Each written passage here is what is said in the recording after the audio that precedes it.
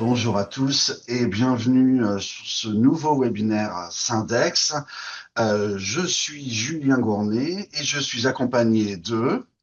Marine Dayan, intervenante chez Syndex. Bienvenue à tous sur ce webinaire sur les rémunérations, comment préparer au mieux ces négociations. Un webinaire qui a été conçu à partir d'un questionnaire sur les négociations salariales. Alors, bienvenue à toutes et tous une fois encore. Ce webinaire est consacré sur une approche un peu différente de ce qu'on avait pu faire par le passé, puisque cette année, on a souhaité organiser une enquête flash pour réaliser cette étude-là, une enquête qui a eu lieu du 24 octobre au 17 novembre. On a eu 858 personnes qui ont répondu à notre enquête et qui sont venues nous parler de leur négociation salariale. C'est sur cette base-là qu'on a souhaité vous faire nos retours à partir de 4 thèmes qu'on a abordés particulièrement dans ce questionnaire. Tout ce qui tourne sur la préparation de la négociation, l'amont, son déroulé, le pendant, et bien sûr les résultats obtenus et enfin le ressenti sur les négociations, comment vous aviez vécu ces négociations et ce que vous en retiriez. On a aussi souhaité inclure des témoignages d'élus en ayant mené un certain nombre d'entretiens qui permettent d'enrichir et de profiter de l'expérience de différentes organisations syndicales, de différents négociateurs pour pouvoir vous en faire part et rendre plus concrets les différents résultats que l'on a pu constater à travers cette enquête. Alors, notre enquête et nos 858 répondants sont issus d'un grand nombre de secteurs d'activité. Alors, on retrouve principalement les activités tertiaires et le service, l'industrie, le sanitaire médico-social et aussi des répondants présents dans l'agroalimentaire, le BTP, le transport et même aussi la fonction publique. Alors, tous ces types de secteurs et d'entreprises, nos répondants sont bien sûr largement issus du monde syndical, avec 2 participants sur 3 qui viennent d'entreprises de taille conséquente, hein, plus de 300 salariés. Donc, c'est des entreprises où effectivement il y a des négociations qui sont souvent plus structurées et plus récurrentes, mais aussi 9 participants sur 10 qui sont directement porteurs de mandats syndicaux, qu'ils soient délégués syndicaux ou représentants syndicaux dans les entreprises. Donc on a un panel de gens qui expérimentent et qui confrontent la question de la rémunération, de la négociation des rémunérations. Alors, on va commencer les résultats de cette enquête présentée par Julien à l'instant, avec une première partie sur les moyens de la négociation, hein, c'est-à-dire la façon dont ces négociations ont été à la fois préparées, mais aussi le déroulement des réunions du début à la fin des négociations. Donc, sur les moyens de la négociation, on a différents éléments qui ressortent. Et le premier, c'est ce qui concerne les réunions liées à cette négociation, avec un premier constat, c'est que finalement, un tiers des répondants nous indiquent qu'ils n'ont eu que 2 réunions maximum, hein, donc certains n'ont même eu aucune, pour préparer cette négociation, ce qui demeure assez insuffisant, surtout lorsque l'on sait que la première réunion est plutôt consacrée, en tout cas d'ailleurs le texte de loi le prévoit, aux moyens de cette négociation et à la définition du calendrier. Alors, si le nombre de réunions de 3 au moins nous semble être un préalable important, ce n'est pas toujours parce qu'on a beaucoup de réunions qu'on arrive à avoir des échanges très satisfaisants. Et on a par exemple un témoignage d'un élu qui nous expliquait que lui, il constatait qu'ils avaient plein de réunions, ça, c'était pas le problème, mais comme ils avaient beaucoup de difficultés à obtenir les informations qu'ils demandaient à la direction, chaque réunion était en fait là pour faire le constat que, une fois de plus, les informations qui leur étaient mises à disposition étaient insuffisantes. Alors là-dessus, ce qu'on peut vous conseiller, et globalement, ça permet aussi de cadrer peut-être un peu mieux le déroulement des réunions, c'est de bien vous préparer. C'est-à-dire qu'avant d'entrer en négociation, vous faites un point sur toutes les informations qui vous manquent, hein, à partir des éléments qui sont normalement disponibles dans la BDESE pour les élus. Et toutes ces informations, eh bien, vous les listez et vous les transmettez à votre direction en amont pour pas qu'elle vous dise: «Ah, bah, on découvre que vous avez besoin de ça, on n'était pas au courant». Là, elle a tout. Ça ne veut pas dire que vous n'allez pas demander potentiellement dans une réunion un nouveau document complémentaire, mais ça vous permet quand même de baliser les choses. Et l'autre élément qui permet de bien de cadrer la négociation, c'est de demander rapidement, bien bien en amont de la négociation le calendrier prévisionnel des réunions, savoir voilà, le nombre de réunions qu'elle a prévues et si ces réunions sont bien espacées pour que vous ayez le temps de vous préparer. Voilà, anticipez au mieux et soyez exigeant vis-à-vis de votre direction sur les modalités qu'elle a bien prévu de déployer pour cette négociation. Alors, lorsque justement on s'attarde sur les données sur lesquelles vous vous appuyez, on a deux éléments intéressants. La première, c'est que vous êtes majoritaire, 70%, à utiliser des indicateurs économiques de l'entreprise. Donc, ça peut être le chiffre d'affaires, le niveau de profitabilité, par exemple, qui vous permettent effectivement d'évaluer la santé économique de l'entreprise et donc de la confronter à l'effort qu'elle va bien vouloir fournir pour augmenter ses salariés. Vous appuyez également sur les autres données de la BDESE, hein, donc tous les éléments de la politique sociale, hein, qui sont effectivement très utiles pour faire le point sur la situation actuelle salariale, mais aussi du collectif de travail. Et puis, vous êtes un peu plus de la moitié à vous appuyer sur le bilan des dernières négociations qui vous permettent effectivement d'avoir une historicité en fait sur la politique salariale et son application et revenir peut-être sur des choses sur lesquelles la direction s'était engagée et que vous ne constatez pas. Et vous êtes par contre assez peu nombreux à utiliser les dividendes versés aux actionnaires. N'hésitez pas à le faire quand vous pouvez et que c'est rendu visible. Pourquoi? Parce que ça vous permet aussi de discuter sur le partage de la valeur ajoutée entre les différentes parties prenantes. Donc c'est un élément complémentaire qui est très utile. Autre élément intéressant de cette enquête, c'est que vous êtes un peu plus de la moitié, 55%, à avoir pris le temps de consulter les salariés avant la négociation. C'est en effet un élément assez fort en fait que vous pouvez utiliser. Un des élus que l'on a rencontré, hein, avec qui on a discuté, nous disait notamment que ça impliquait davantage les salariés, hein, c'est-à-dire que du coup, ils étaient un peu plus mobilisés vers l'ouverture de ces négociations. Et aussi, ça les soutient eux. C'est-à-dire qu'ils se sentent moins seuls à négocier des choses, c'est-à-dire que c'est ancré dans le terrain et vis-à-vis de la direction, eh bien, ça pèse davantage. Alors, autre élément qui vous permettent d'arriver peut-être un peu plus serein, en tout cas préparé pendant ces négociations, c'est d'organiser des réunions entre vous. Vous êtes 78% à en faire, hein, donc c'est une large majorité. Deux modalités possibles, hein, soit vous vous organisez entre différentes organisations syndicales, soit vous les faites chacune de votre côté. Euh, on a mis en exergue dans cette présentation des témoignages d'élus qui nous ont raconté qu'effectivement, eux, ils choisissaient des réunions communes avec toutes les organisations syndicales. Pourquoi? Eh ben, parce que en fait, ça leur permet d'être plus forts vis-à-vis de la direction. Ça leur permet d'avoir voilà, un discours commun. Ils vont même parfois jusqu'à rédiger un tract commun, même si ils en sont parfaitement conscients, ils sont absolument pas d'accord sur tout, mais ils arrivent à trouver des éléments collectifs. Et face à une direction qui, elle, arrive très soudée, eh ben, ça vous permet aussi d'éviter d'être divisé dans le cadre de ces négociations, ce qui arrive malheureusement régulièrement. Alors, un élément qui est important dans le cadre de ces négociations, et parce que c'est finalement au cœur des sujets qui sont discutés, c'est le fameux montant de l'enveloppe d'augmentation des salaires. Alors, ce montant de l'enveloppe, c'est un élément qui demeure flou pour pratiquement la moitié des répondants, puisque enfin, les répondants sont 48% à dire que le montant en euros de l'enveloppe ne leur est pas communiqué. Autrement dit, vous avez un pourcentage, par exemple, ce qui leur est présenté, c'est 1,5% de la masse salariale.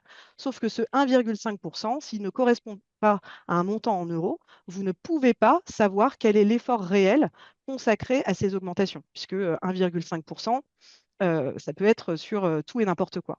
Donc, ce que l'on vous conseille, c'est de demander à minima à connaître le montant total, le montant en euros qui correspond à ce 1,5% et sur quelle base ce pourcentage est assis. C'est quoi la masse salariale de référence utilisée? Est-ce que ça prend en compte tout type de contrat ou uniquement les CDI? Est-ce que ça prend en compte uniquement le salaire ou d'autres éléments de rémunération? Tout ça, c'est très important. Ça permet vraiment d'évaluer les différentes possibilités et donc d'avoir une vraie discussion sur l'effort financier apporté par l'entreprise. Et in fine, sur le déroulement de ces négociations, vous êtes majoritairement à dire que le processus ne vous a semblé ni loyal ni transparent dans le cadre de ces négociations. Et vous associez, alors plusieurs élus, durant les témoignages qu'on a eus, associent ce manque de transparence finalement à l'absence de marge de manœuvre de votre direction lorsque ils sont situés dans une filiale qui en fait applique ce que le groupe décide en termes de budget consacré aux augmentations. Et donc, ça rend la discussion effectivement très peu transparente puisque en fait, les directions ne sont pas vraiment en mesure d'être ouvertes à d'autres possibilités que ce qu'elles apportent puisque de toute manière, elles ont une consigne. Ce sera 1,5% point et on ne revient pas là-dessus. Sachez par ailleurs qu'on a aussi demandé à des organisations syndicales qui sont, elles, plutôt dans des têtes de groupe et qui nous disent que le manque de transparence, il est également constaté, hein, donc ce n'est pas uniquement dans les filiales. Ce qu'on peut vous conseiller là-dessus, c'est en tout cas d'utiliser le plus d'éléments possibles économiques que vous avez à votre disposition, hein. Ça revient à ce qu'on disait tout à l'heure. Voilà, le fait de parler de ce qui a été versé aux actionnaires, des très bons résultats du groupe lorsqu'ils existent. Vous appuyez aussi sur le rapport de l'expert, hein, si vous en avez un, pour voilà, avoir des éléments un peu objectifs sur les chiffres. Ça vous permet en tout cas d'avoir une base sur laquelle vous reposer et attendre en fait au moins que la direction argumente ses refus et qu'elle ne vous dise pas juste non, point. Alors, maintenant qu'on a parlé du déroulé de ces négociations, on va s'attarder un peu sur les résultats obtenus. Premier élément, 40% des répondants nous indiquent qu'aucune augmentation collective n'a été octroyée dans leur entreprise. Ce qu'on appelle une augmentation collective, c'est une augmentation qui est octroyée à une catégorie de salariés donnés. C'est pas l'augmentation générale qui concerne tout le monde, ça va concerner une ou plusieurs CSP, par exemple. Ça, c'est un exemple, mais il peut y en avoir d'autres. Et 40% hein, des répondants nous disent bah, il n'y a pas du tout eu d'augmentation collective chez nous. Donc, il n'y a eu que des augmentations individuelles ou pas d'augmentation du tout. Euh, Excusez-moi, j'ai la voix cassée. Voilà, ça va mieux. Euh, Ce qu'on peut vous conseiller si l'augmentation collective est un sujet qui est inabordable chez vous, c'est au moins de négocier des enveloppes de rattrapage pour compenser en fait l'application d'une politique salariale qui est basée uniquement sur les augmentations individuelles.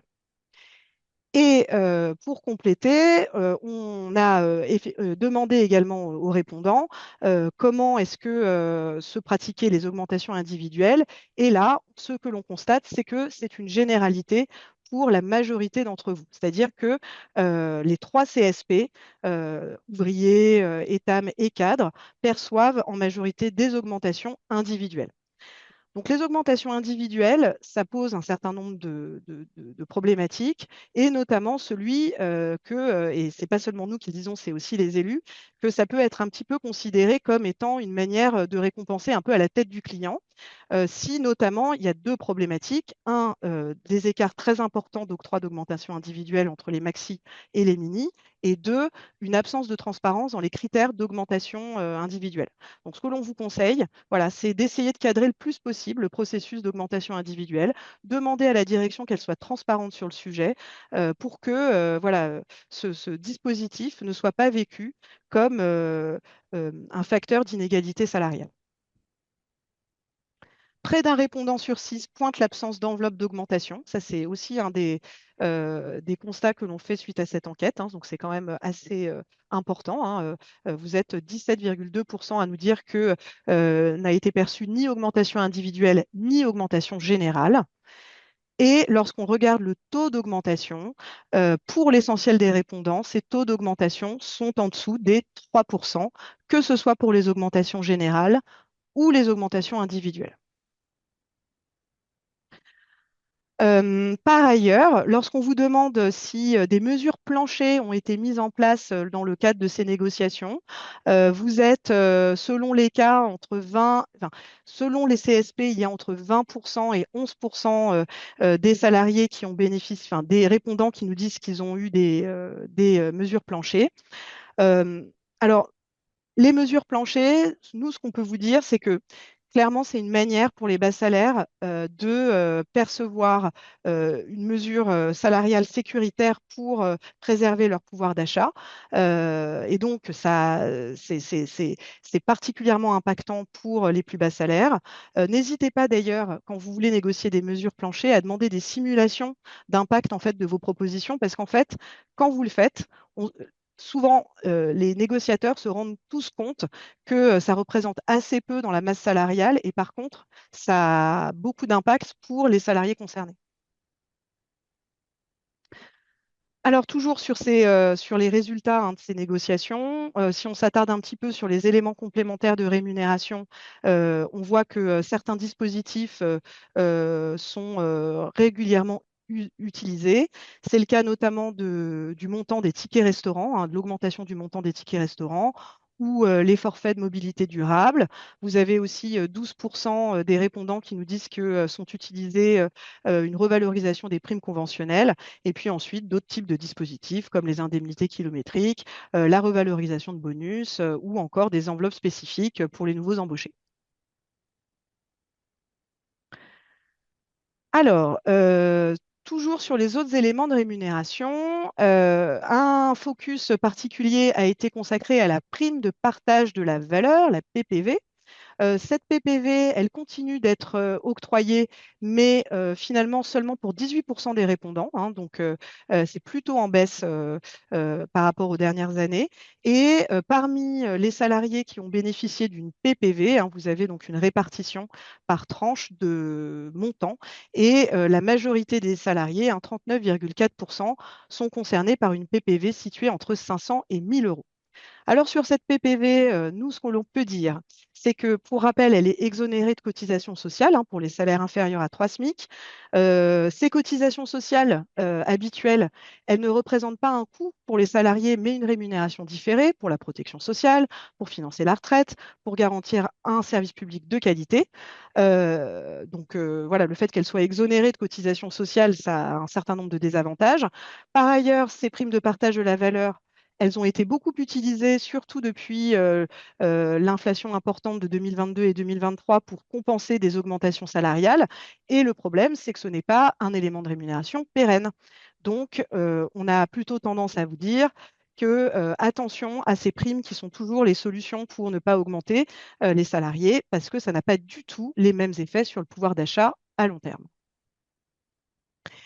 Et enfin, pour terminer cette partie, on voulait vous faire un focus sur un élément d'actualité parce que ça peut avoir un impact non négligeable sur les négociations à venir dans les prochaines années.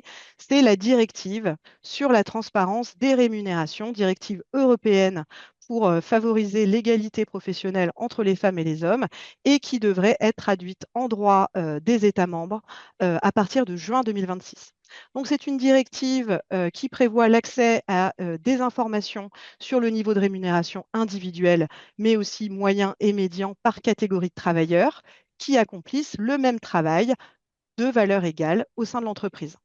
Si des écarts seront constatés au-delà de 5%, alors il est prévu que les organisations représentatives du personnel soient partie prenante de la réduction de ces écarts, ce qui devrait donc permettre aux organisations syndicales d'avoir plus de regard sur la correction des écarts et donc d'améliorer en partie, en tout cas on espère, la transparence sur les rémunérations, y compris au sein de ces négociations annuelles.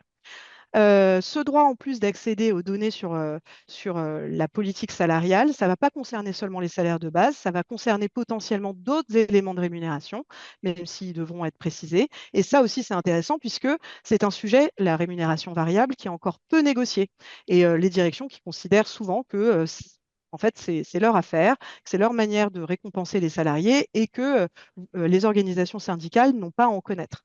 Donc là, le fait que ça fasse partie des éléments sur lesquels il faudra rendre des comptes sur des écarts éventuels, ça peut favoriser plus de dialogue avec les organisations syndicales.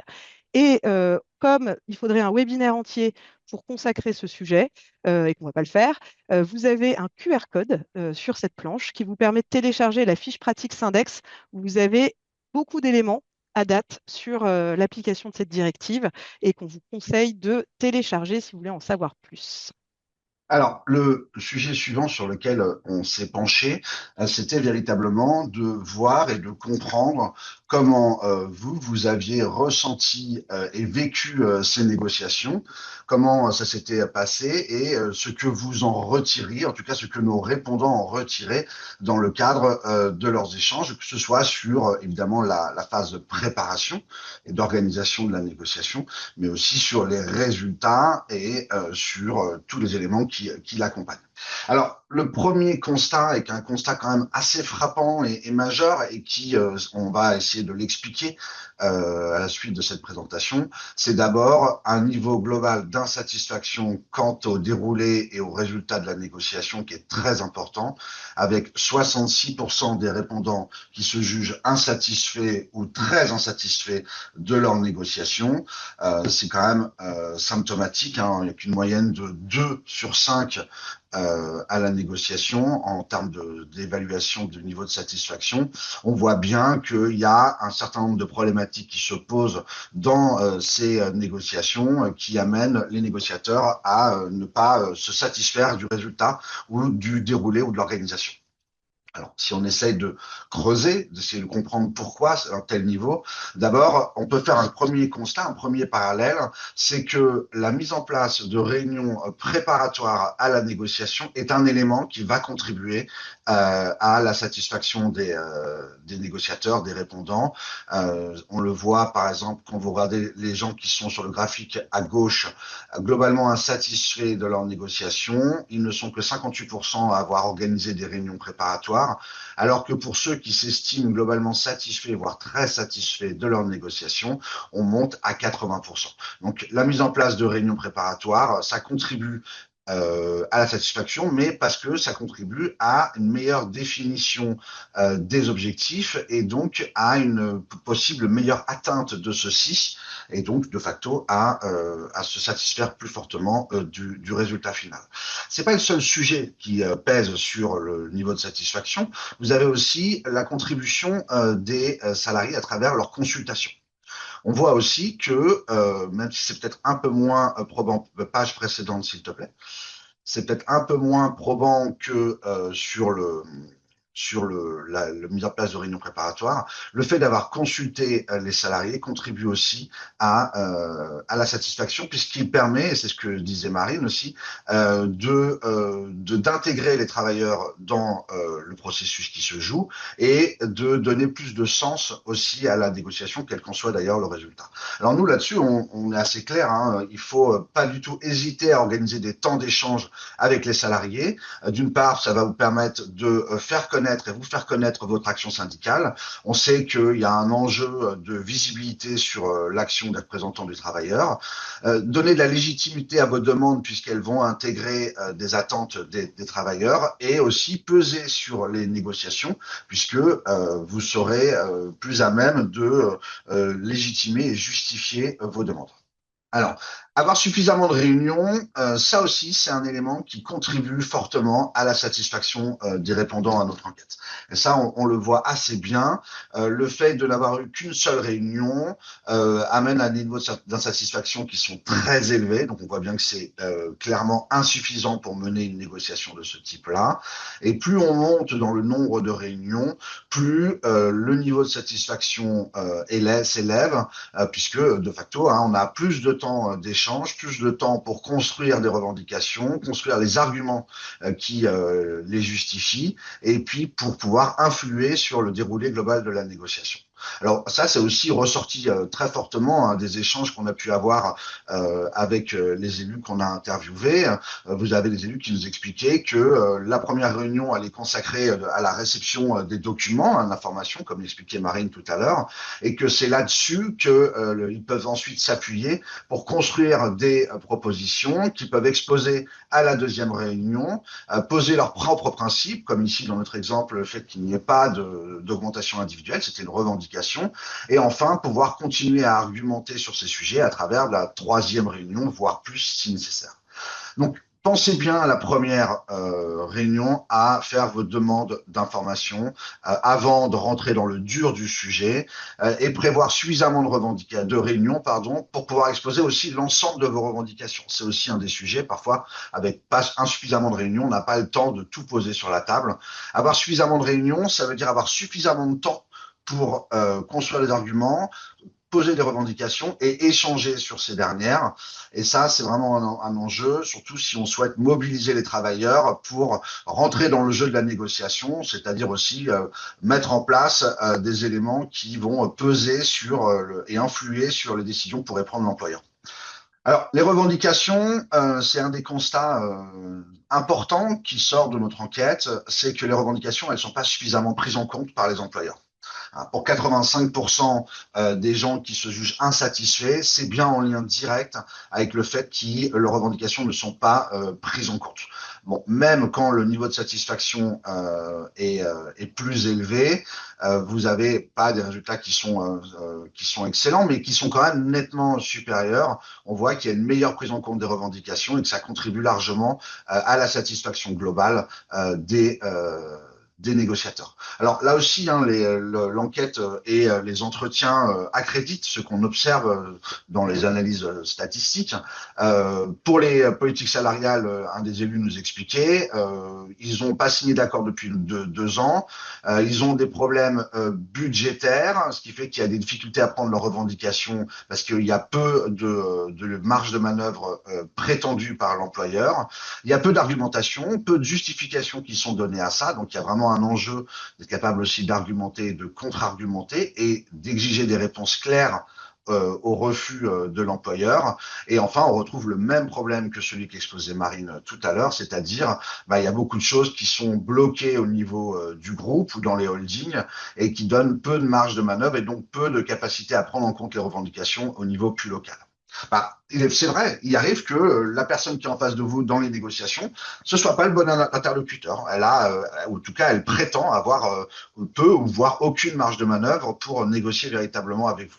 Bon, il faut continuer bien sûr à s'appuyer sur les salariés, hein, parce que c'est grâce à eux qu'on peut légitimer les revendications, et continuer à demander des informations claires qui peuvent aller au-delà de la structure, hein, notamment montée au niveau du groupe, pour réussir à amener la direction à devoir retourner vers le véritable décideur, si c'est pas la personne que vous avez en face de vous, pour qu'elle obtienne plus de marge de manœuvre dans ces négociations-là et donc pouvoir mieux répondre à vos revendications. Alors, quand on s'intéresse justement à la question, au-delà des revendications, des attentes des travailleurs. Là, on voit que 76% des répondants estiment que les résultats de la négociation ne sont pas à la hauteur des attentes des travailleurs. Hein, c'est quand même un sentiment qui est très partagé. Les employeurs, dans leurs propositions ou dans les résultats finaux des négociations, ne répondent pas aux attentes des travailleurs. Hein, on le retrouve aussi, une fois de plus, hein, dans les échanges qu'on a pu avoir en direct. On voit que les réunions qui étaient organisées vis-à-vis des travailleurs, même s'il y a des mobilisations, même s'il y a des éléments, ça ne répond pas aux attentes des travailleurs. Il faut pouvoir expliquer cela aux travailleurs. Et donc, par exemple, ici, là, dans les entretiens, on nous expliquait qu'il y avait des comptes rendus ou des tracts qui sont organisés en fin de négociation pour expliquer le résultat et pour rappeler l'importance du soutien et la mise à disposition des représentants du personnel envers les travailleurs pour expliquer ce qui a pu se dérouler. Donc porter des revendications, ça implique d'en avoir discuté avec les travailleurs. Donc n'hésitez pas une fois de plus à organiser ces temps d'échange pour vous faire connaître et pour pouvoir vous appuyer sur cette base dans vos négociations. Voilà, on arrive à la fin de ce webinaire de présentation de nos résultats de notre enquête menée auprès de près de 860 répondants. On espère avoir été le plus clair possible avec Marine sur ces résultats et sur ce qui nous semble important de prendre en compte dans vos futures négociations. On peut peut-être passer à une phase de questions-réponses. Alors, je vais prendre quelques questions qui ont été posées. Alors, une première question. Quelles sont les informations obligatoires à fournir par la direction? Alors ça, c'est une très bonne question parce que le cadre légal, il définit pas clairement de liste de documents ou d'informations qu'il faudrait transmettre en amont aux organisations syndicales. Pour autant, l'employeur, il doit quand même remettre des informations. L'enjeu de loyauté est important et c'est vraiment le temps de la première réunion. Alors on peut l'envisager en amont, hein, c'est pas du tout un souci, mais à minima, c'est le moment de la première réunion de négociation qui doit être l'occasion pour les organisations syndicales de dire ce dont elles ont besoin pour construire leurs revendications. Il y a une différence de niveau d'information évident quand on rentre en négociation entre l'employeur qui a accès à toutes les données de la structure, qui a des équipes pour préparer ces négociations, qui a le temps de le faire, et les représentants du personnel qui ont un moindre accès à l'information. Donc, il faut essayer de rééquilibrer ce déséquilibre et donc obtenir de l'information et surtout avoir le temps de pouvoir la traiter. Hein, c'est pour ça qu'on vous disait tout à l'heure qu'il faut prévoir un certain temps entre deux réunions de négociation. Il ne faut pas les enchaîner, puisque sinon, les informations que vous allez collecter, vous n'aurez pas la possibilité de les analyser, pas la possibilité d'en tirer des conclusions, donc de construire des revendications et de porter les arguments qui justifient vos demandes. Donc, si vous n'aviez pas ces informations en amont ou à la première réunion, le principe de loyauté peut être invoqué, hein, parce que ces négociations, le Code du travail là-dessus, même si c'est pas tout à fait clair sur ce que ça implique, il est clair sur en tout cas le fait que ce sont des négociations qui se doivent d'être transparentes et loyales. Donc les documents à transmettre, le calendrier, la traçabilité des négociations, voilà tout un tas d'éléments à prendre en compte dans votre organisation. Et surtout, il faut avoir en tête que vous avez plus de marge de manœuvre en vous appuyant sur des données qui viennent finalement d'autres vecteurs. Vous avez des procédures d'information consultation tout au long de l'année, l'information consultation sur la politique sociale, sur la situation économique et financière et sur les orientations stratégiques, des temps où vous allez là aussi collecter de l'information qui va pouvoir vous servir dans la construction de vos revendications et vous allez aussi pouvoir vous appuyer sur les travaux de vos experts qui, eux, vont analyser les politiques sociales, les situations économiques, financières et les stratégies envisagées par vos employeurs, autant d'éléments qui peuvent vous aider à mener à bien vos négociations en étant le plus légitime dans vos revendications et le plus crédible dans vos arguments. Donc ça, c'est vraiment un enjeu pour bien réussir à mener vos négociations, avoir suffisamment d'informations et suffisamment d'analyses pour arriver avec une forme d'équilibre au moment de la négociation. Alors, il y a une autre question. Mon employeur organise une seule réunion. Qu'est-il possible de faire? Ça, c'est aussi une très bonne question parce que c'est un sujet de grand désarroi pour un grand nombre de négociateurs de ne pas avoir finalement une seule réunion ou des réunions où on leur dit, de toute façon, c'est comme ça et pas autrement, je ferai pas mieux. Alors, d'abord, on peut s'appuyer, pardon, sur le Code du travail, hein, sur la loi, hein, qui précise bien que même si elle n'indique pas un nombre minimum de réunions à mettre en œuvre, elle indique en revanche que la première doit être consacrée aux moyens de cette négociation, un petit peu ce que je disais juste avant, notamment toutes les informations qui doivent être communiquées et le calendrier prévisionnel. Donc, d'un point de vue légal, presque, on peut dire à minima, ça veut dire qu'il y a au moins deux réunions. La première, elle porte sur le contenu de la négociation. Et la deuxième va être une vraie réunion de négociation. Mais on l'a vu, d'une part, nous, on porte, et ce depuis longtemps, le fait que deux réunions restent globalement insuffisant pour mener une négociation. Et on voit bien aussi à travers l'enquête que le niveau de satisfaction quant au déroulé et aux résultats des négociations, il est très influencé, il est très lié au fait d'avoir suffisamment de réunions d'échanges avec la direction. Donc, à minima, trois réunions nous semble être une situation acceptable. Alors, évidemment, il ne s'agit pas de multiplier les réunions, surtout si celles-ci sont improductives, mais en avoir suffisamment pour avoir exposé tout ce que vous aviez à dire, avoir présenté vos arguments, entendu les contre-arguments idéalement avoir pu contre-argumenter sur les contre-arguments. Tout ça, en tout cas, pour mener un vrai débat et porter au mieux vos revendications et les attentes des travailleurs. Alors, de notre point de vue, c'est donc ces fameuses 3 réunions qui sont un minimum. Hein. Sachez que vous avez besoin de temps. Ça, c'est vraiment un élément important. Hein. Vous avez besoin de temps pour étudier les propositions des directions et faire vos propres propositions. Donc, prenez du temps entre chaque réunion. Ne vous faites pas imposer un timing trop speed sur lequel vous n'arriverez pas à suivre. On sait que le mandat d'élu, quel qu'il soit, sont des mandats qui sont de moins en moins simples à tenir. Donc, essayez de poser des calendriers dans lesquels vous allez pouvoir travailler, rééchanger entre vous, éventuellement rééchanger avec les travailleurs pour avoir le temps de construire de façon satisfaisante vos revendications. Alors, je vais prendre une autre question. Alors, la directive. Ah oui, ça c'est un sujet dont on a un petit peu abordé là, mais c'est un changement qui peut être structurant. Hein. La directive sur la transparence va-t-elle changer les choses pour les négociations?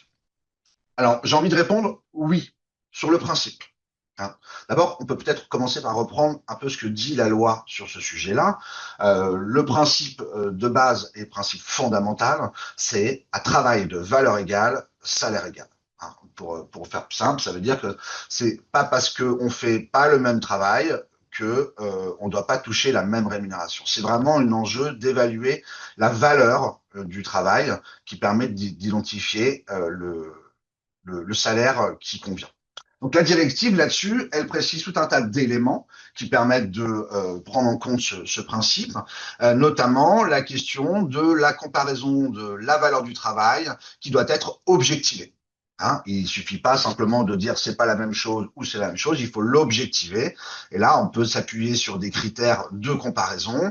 D'abord, un fondamental qui est la question de la système de classification conventionnelle qui est mis en place, donc les différents coefficients, niveaux, degrés que vous avez dans vos classifications conventionnelles, qui sont des éléments de classification de la valeur du travail. Les différents emplois que vous occupez aussi, hein, puisque c'est un élément plus précis de comparaison, et d'autres éléments comme ça sur lesquels vous pouvez vous appuyer pour faire respecter ce principe de travail de valeur égale, salaire égal. Alors ensuite, l'employeur, il doit aussi justifier, hein, suite à cette mise en place de la directive, les écarts de rémunération de plus de 5%, et il doit les analyser avec les instances représentatives du personnel. Ça veut dire que ça, c'est un sujet important qui avant n'était pas particulièrement traité, mais quand il y a des écarts de rémunération de plus de 5%, ça doit faire l'objet d'analyse, ça doit faire l'objet d'explications. L'enjeu derrière, évidemment, c'est de pouvoir apporter des mesures correctives. Hein. Donc ça, c'est vraiment très important. Puis la directive, elle parle aussi des droits individuels. Hein. Elle renforce ces droits individuels, notamment à l'information avant l'embauche, hein, sur le niveau de salaire, mais aussi en cours d'exécution du contrat de travail.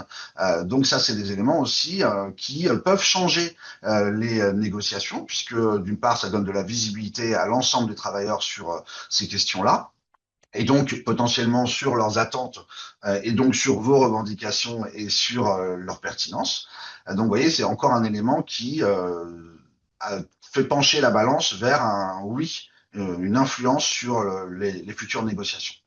Enfin, la directive, elle garantit aussi aux travailleurs un accès facilité aux juges pour faire valoir leurs droits et obtenir aussi des réparations. Hein. Puis vous avez bien sûr derrière l'application du principe de renversement de la charge de la preuve dans les procédures judiciaires. Hein. Donc c'est vraiment une directive qui potentiellement peut contribuer à modifier la façon dont on aborde ces questions de rémunération, modifier la façon dont vous allez pouvoir peser dans les négociations pour faire entendre vos revendications et faire prendre en compte les attentes des travailleurs. Bon, il faut dire la vérité, hein, la loi, elle change pas tout. Hein. Il faut aussi derrière que suite aux constats qui pourront être réalisés à travers l'application de cette directive, et notamment je pense à tout ce qui va être autour de l'identification des écarts de rémunération et de leur justification. La loi, elle pose ces principes-là, mais derrière, il faut qu'il y ait des mesures correctives. hein. Et c'est pour ça, on parlait tout à l'heure en début de présentation du bilan des NAO. Ben, les futurs bilans des NAO pourraient tout à fait intégrer ce qui aura été mis en lumière grâce à cette directive-là et justement voir quelles actions correctives ont été mises en place, quels ont été leurs effets, et ça vous permettra d'encore mieux identifier les sujets sur lesquels il vous semblera nécessaire de faire porter ces négociations-là pour défendre l'intérêt général des travailleurs et pour leur garantir une juste rémunération en fonction du contexte économique global, mais aussi du contexte économique spécifique à votre entreprise.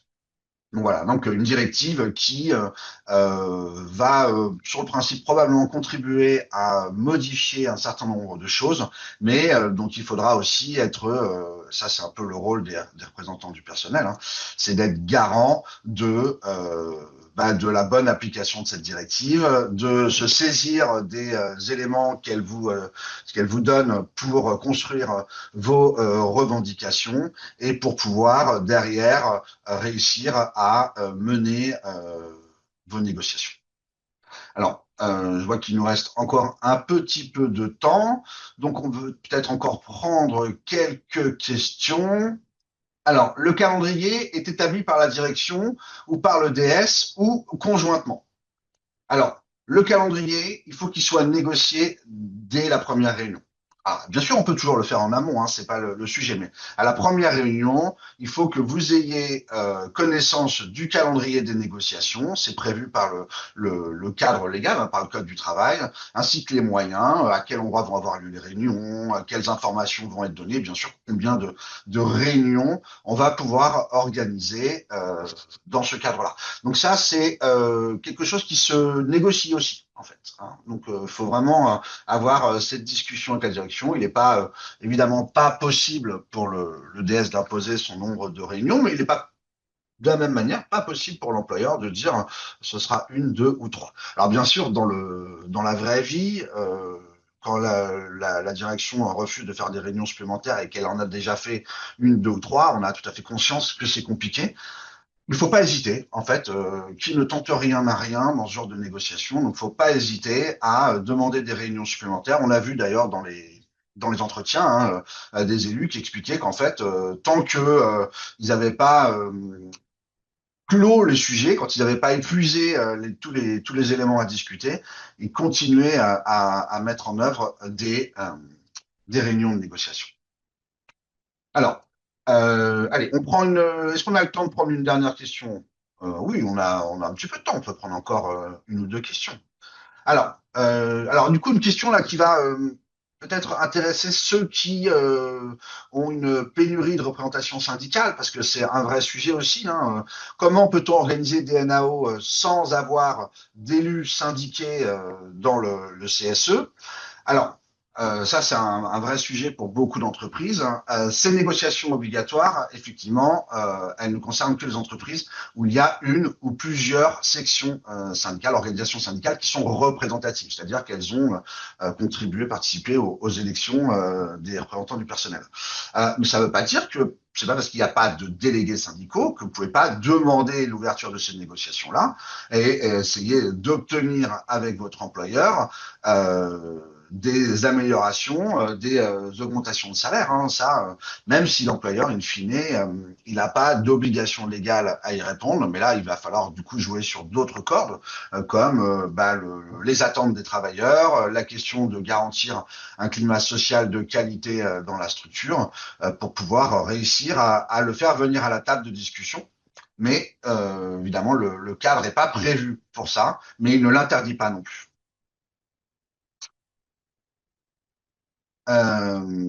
Alors, peut-être pour conclure sur un sujet, parce qu'on n'a malheureusement pas le temps de répondre à toutes les questions et on a la chance d'être accompagné par Christelle Prévitali et Christelle Lucas, de nos consoeurs qui répondent en live à vos questions. Peut-être une dernière question. Je choisis, voilà. Euh, allez vous envoyer la présentation? Oui, ça je le redis, on va vous envoyer la présentation et vous la retrouverez aussi sur le site syndex.fr. Alors sur la directive sur la transparence des salaires, qui est un sujet vraiment important en ce moment, on a une question. Ces directives sur la transparence des salaires concernent les entreprises de moins de 100 salariés? À défaut, à quelles essences seront-elles obligatoires? La directive, elle évoque uniquement pour l'instant un calendrier de mise en œuvre qui va être différent selon les effectifs. Donc, 1er janvier 2027, c'est pour les organisations de plus de 150 salariés. Et c'est à partir de 2031 pour les organisations qui ont entre 100 et 150 salariés. Voilà. Donc, vous voyez, on a un calendrier échelonné de mise en place de cette directive. Voilà, écoutez, un grand merci à vous pour avoir suivi ce webinaire. Un grand merci à Marine, Christelle et aussi à l'ensemble de l'équipe Syndex qui permet la mise en place de ce genre d'événement. Comme je vous le disais, vous retrouverez à la fois cette présentation et son support incessamment sous peu sur Internet. N'hésitez pas à revenir aussi à nos prochains webinaires en janvier, que vous retrouverez les informations sur le site syndex.fr. Et je donne le dernier mot à Marine. Eh bien, merci à tous également pour votre attention.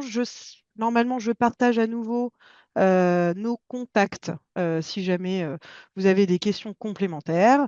Et puis, eh bien, on vous souhaite bon courage, plein d'énergie pour vos négociations à venir.